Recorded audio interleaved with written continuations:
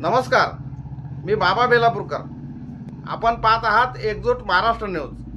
अहिल्यानगर जिल्ह्यातील श्रीरामपूर तालुक्यातील बेलापूर बुद्रुक येथील पडेगाव रोड लगतच्या भागात धोकादायक बाब समोर आली असून ती बाब अनेक वर्षांपासून अवैधपणे चालू आहे. एका नामांकित शाळेजवळील गेटजवळ खाद्यतेलाचे गोडाऊन असून ते चालू स्थितीत आहे.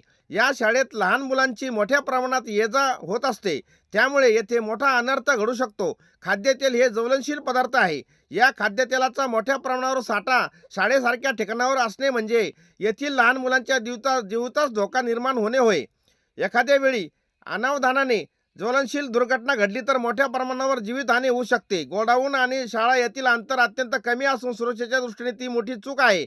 अशा प्रकारचे गोडाऊन रहिवाशांपासून गर्दीच्या ठिकाणापासून दूर असणे आवश्यक आहे. येथे तर थेट शाळेच्या जवळच आहे, म्हणून विद्यार्थ्यांच्या जीवाचा धोका निर्माण झाला आहे.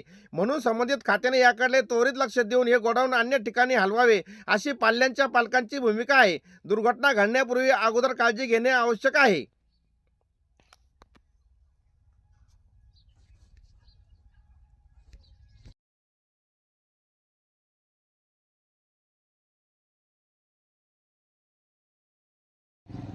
तुर्तास एवढेच.